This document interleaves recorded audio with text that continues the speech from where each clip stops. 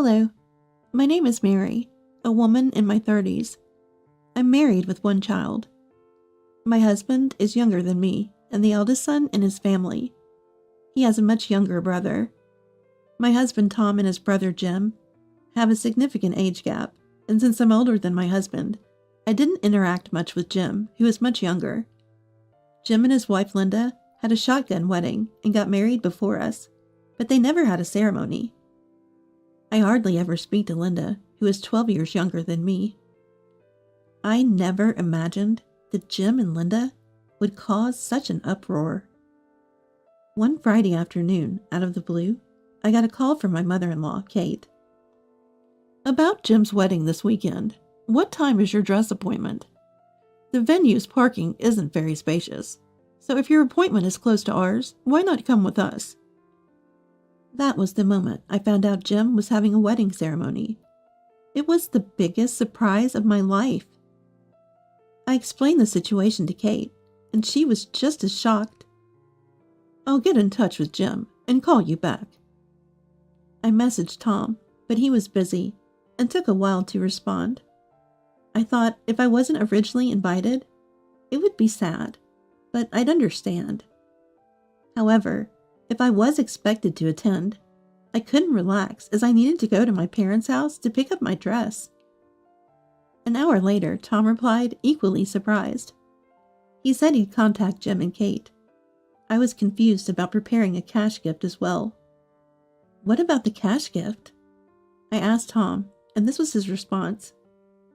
When Jim got married, I already gave them $1,000, and when I told Linda to let us know if they needed anything, she said they wanted a fridge, which we bought. So do we need to give another cash gift now? His question left me puzzled. An hour later, Kate called again. The reception is this Sunday. It's just one train stop from you and Tom's place. Linda wanted to save on postage for the invitation, so she tried to deliver it by bike. But with 4 kids, she couldn't manage it, and it got left undone.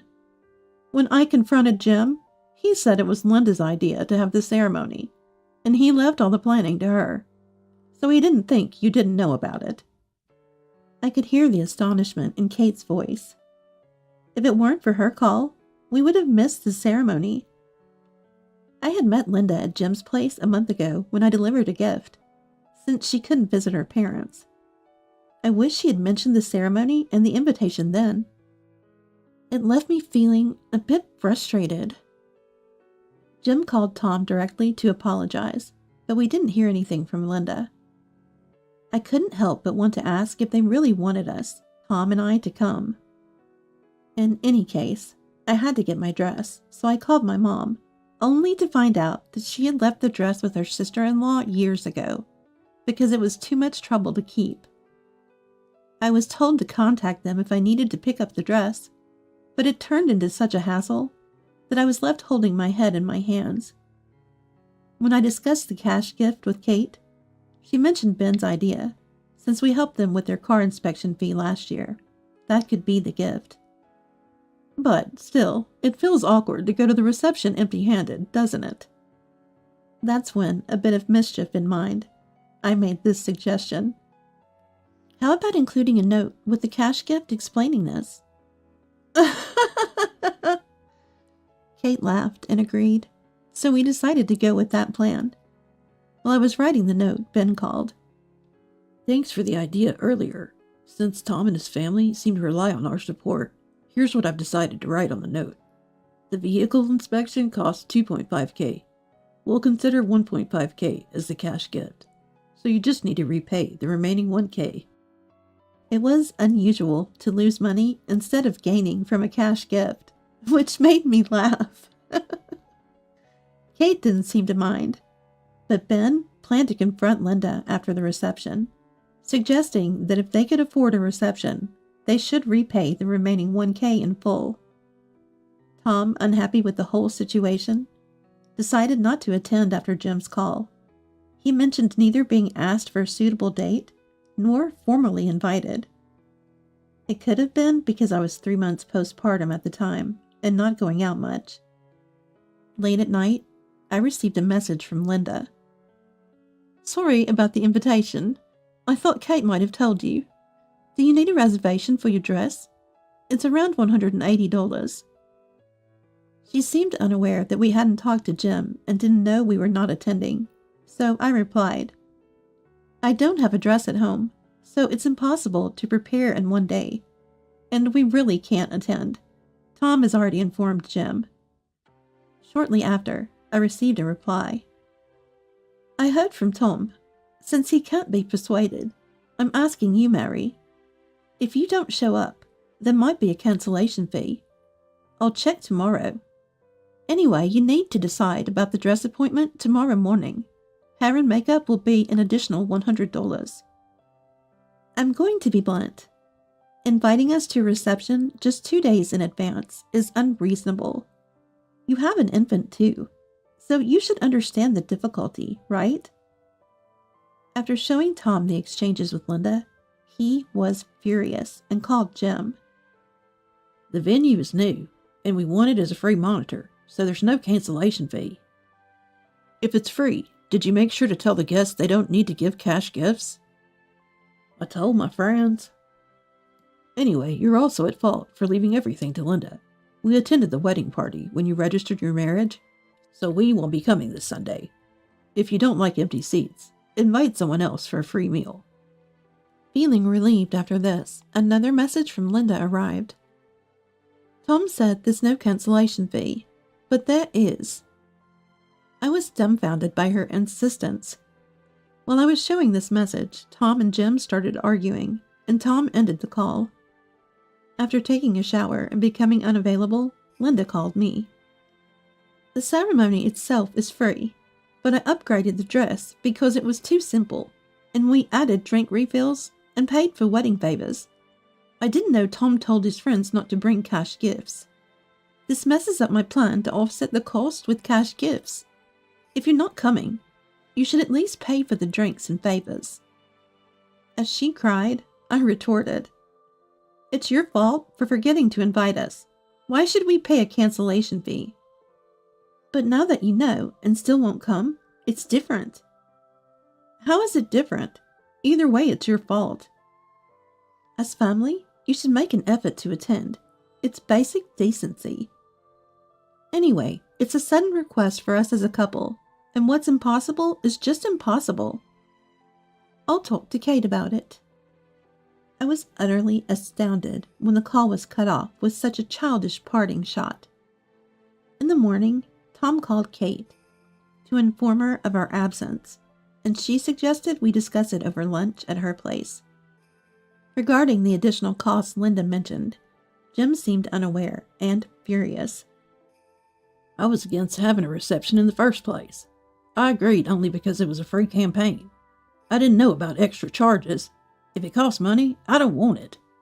We couldn't save money for the car inspection despite knowing the date, so Dad paid. It's wrong to have a reception without repaying that first.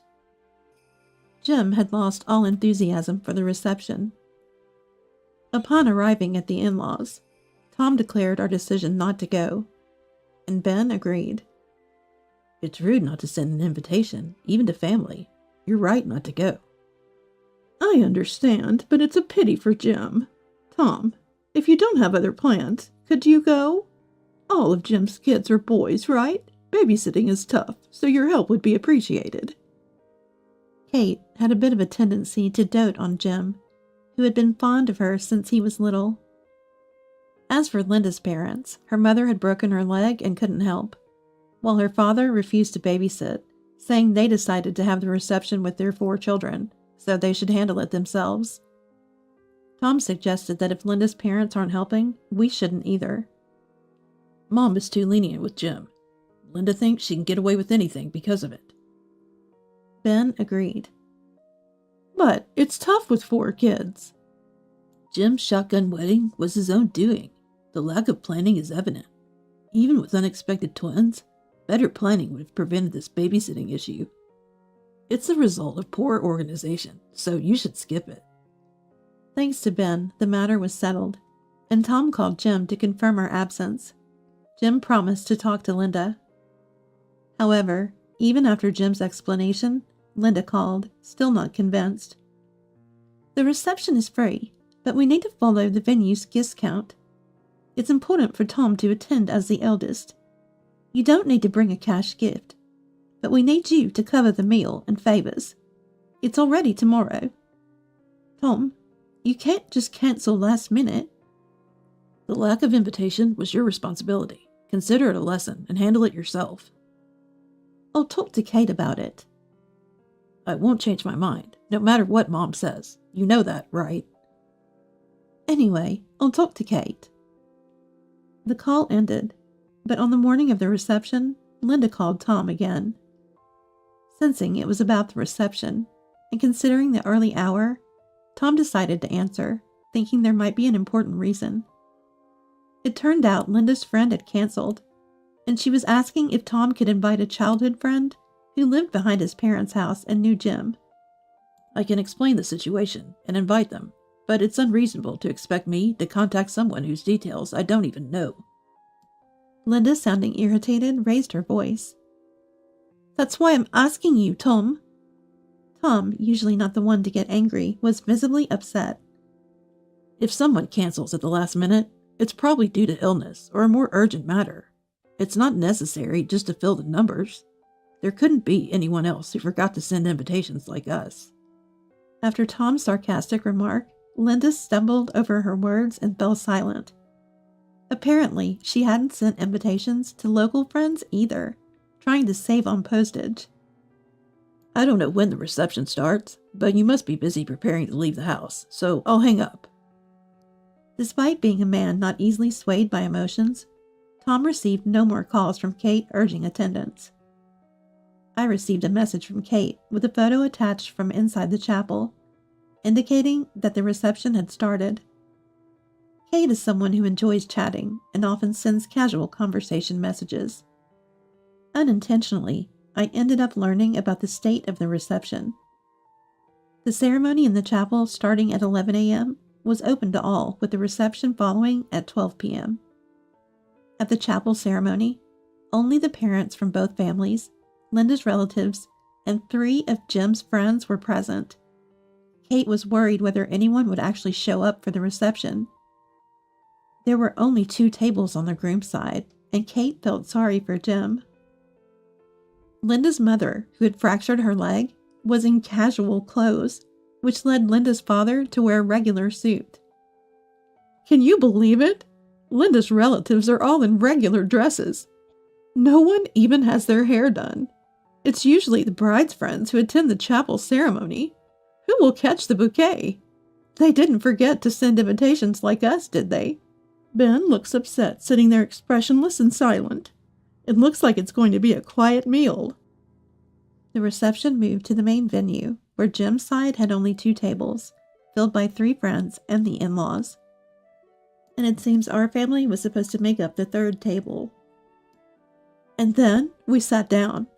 There were 2 kids' chairs between Ben and me, and 2 baby beds on the other side. Looks like we were expected to watch the kids. Ben's about to lose it. And the bride's side friends? It's only your family with 3 kids, and 1 table is empty. They're late. Eventually, Ben managed to get Linda's parents to help with the babysitting. 2 carrying large bags sat down at Linda's empty table, giving Kate some relief. I thought it was props for a performance, but I guess it got canceled due to time constraints. When Kate mentioned this to Ben about Linda's friends' bags, Ben, still angry, commented, That looks more like shopping bags from a bargain sale. Kate sent another message saying she had become expressionless again. She later sent a photo she took with Jim, where she was smiling broadly, while Jim looked expressionless. Kate, being rather obvious, seemed to think the reception went well. I got an email from Jim. He's coming to our house today. Why don't you and Tom join us for dinner? She seemed unaware of the potential for conflict. I showed Tom Kate's message, and he decided to go to his parents' house to talk with Jim and Linda, asking me to stay home. At 6 p.m., they gathered at the in-laws' house. I waited at home, but Tom filled me in later. The additional charges Linda incurred for the reception were because the wedding planner had assured her they could be offset with cash gifts. In reality, cash gifts had already been given at the time of their marriage registration. There were none from the relatives. Although Jim's friends were told they didn't need to bring any, they each brought $100.